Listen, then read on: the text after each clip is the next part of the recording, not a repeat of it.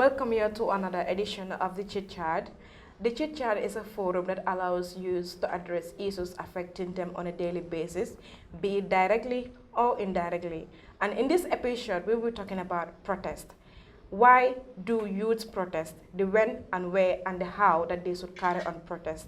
The measures that they have to do and how they should comfort themselves in regards to protest.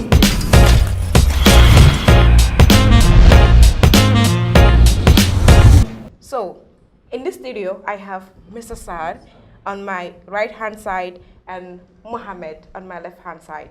So, Mr. Saad, basically, what is your own understanding with regards to protest? Oh, thank you, Maya. I think the meaning of protest, or what I understand from protest, it's very simple.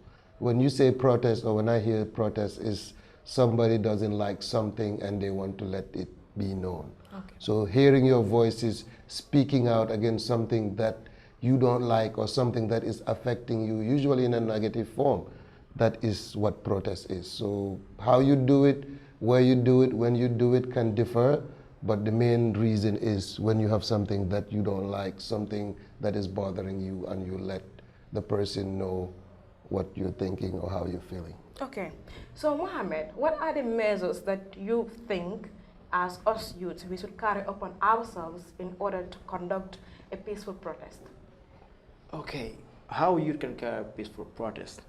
I mean, it's just very basic and very simple. With the youth, we have to focus on getting our messages out, our frustrations out there.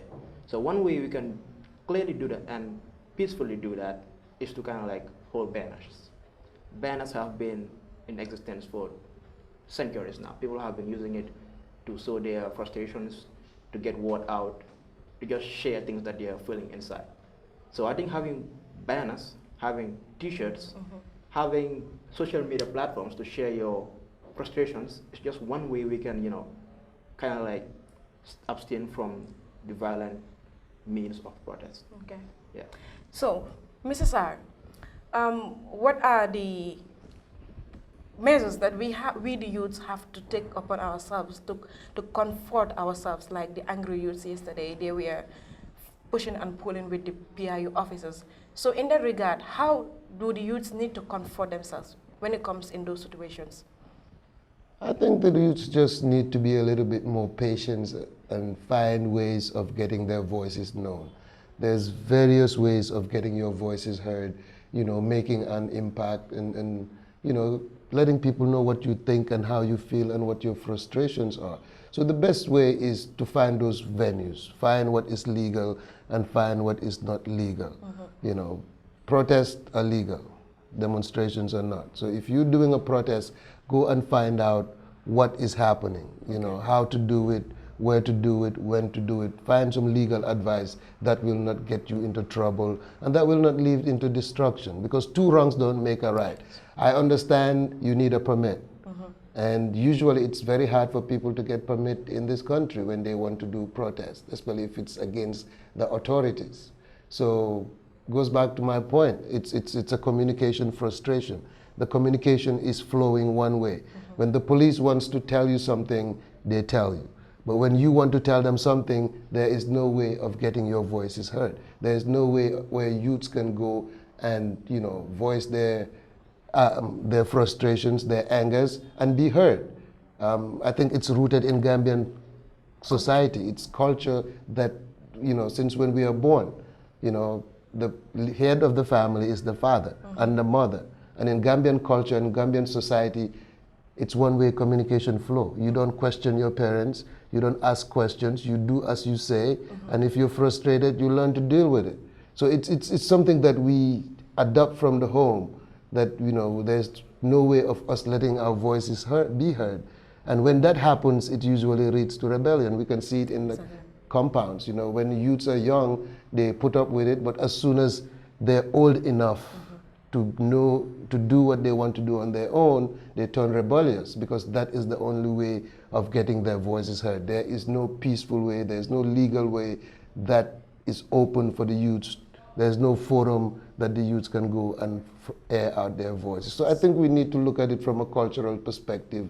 We need to look at it from the police perspective. We need to look at it from a government perspective and from the youth's perspective. Find a way to create a two-way communication. Communication is two ways. If it's one way, then it creates a problem, and that's what we're.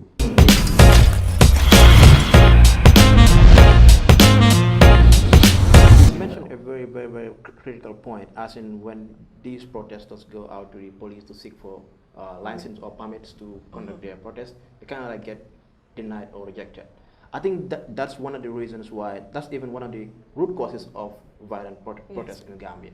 Because when someone comes to you claiming that he or she or as a group want to conduct protests at a particular place, when you deny them that permit, it's kind of like you're kind of like telling them to just shut up. Yeah. So shutting one up, especially an angry person trying to shut up an angry person, is really kind of like doesn't make sense to me. Yeah. You have to give them that avenue wherein they have to go out and protest peacefully and share their pain and sorrows and whatever it is that they want to share peacefully. That is by giving them the permit. So once you deny them that permit or take away their banners and T-shirts, as I heard word going around from Brikama yesterday, that they took their banners away, they seized some of they confiscated some of their T-shirts. If you take all that away from protesters, you kind of like creating that avenue for them to be violent. Yes. Because in the beginning, they were having shirts on, they were having banners, they were waving at people. No one was shooting at anyone, no one was throwing stones on anyone. So when you take all these things away from them, you kind of like creating an avenue for them to be violent. Yeah. So I think we need to focus real on that. Yeah, I think I have to add something on top of that, because I also know that the commander in, the PIU commander's house was burned. Some of these angry youths went to his house, burned it into ashes, and even his mom was beaten, while the mom is even innocent. So that is also an issue that we have to look onto. And as youths also, there is a better way that we have to comfort ourselves when it comes to protest, because it involves so many things. Some people will use it as an opportunity to steal or even to revenge. Yeah. They see it as an opportunity to revenge on people.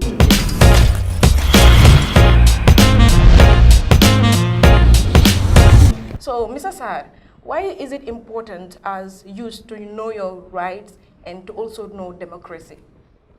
Like I said earlier, it's very important because it keeps you away from trouble. If you know your rights, you know your laws, you know what you're supposed to do, that will keep you away from trouble. Two wrongs don't make a right. Yeah. Just because you're frustrated, just because you're angry with the head of the PIU doesn't justify for you to go and burn their houses. Yeah. The mom, the family, they have nothing to do with it. They don't serve in the police. They have nothing to do with it. So if these kind of things happen, that's why we need to rethink it. Before we act, we should not let our emotions dictate what's happening. Instead, we should let our intellect let us know what is happening. Because, if you go out and you create problems and you're frustrated because you're not getting services, you're frustrated because you're not doing, the government is not listening to you, and you go in the process and destroy a lot of things. Yeah. Are you helping? You're not helping in any other way. You're just making things worse. And the reason why you want to protest is to make things better. Yeah. So if you're saying I'm protesting so things can get better, and then you're protesting and making things work, it's contradicting yourself. So we have to realize that this is our country. It's a country for the youth. Yeah. The old people are going to get away. It's the youth that are going to come and take over. So if they're going to make this country what they want it to be or what they dream that it needs to be, then they need to find peaceful ways of disagreeing. I think in Gambia that is very important, something that we need to do. We need to find ways to disagree without going into conflict. We can disagree and still be friends. Just because we disagree doesn't mean we have to fight or we have to be enemies. I think you have touched some parts of the question that I wanted to ask to Mohammed, like what are the possible solutions that we can do in order to stop all those things, and rather than going to protest and making it look violent? Okay, going back to what Mr. Sar said, it should be a two-way dialogue. You cannot have one party expressing how they feel about the other party and not vice versa.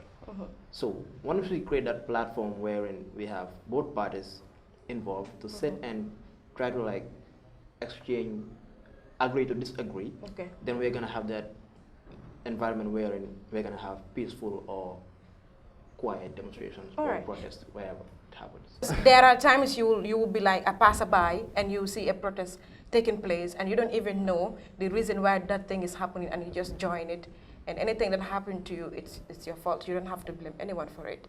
So have you ever seen something funny that has taken place in these protest things?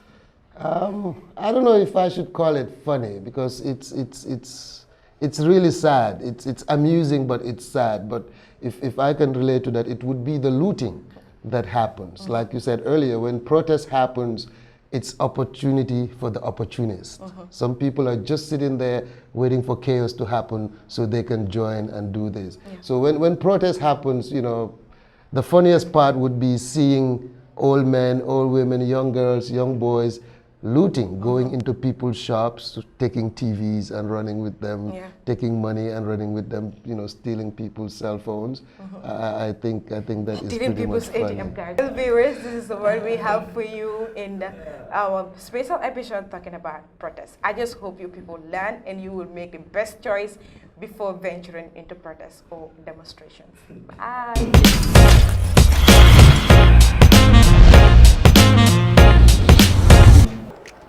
Hello, dear viewers. Do you want more amazing content?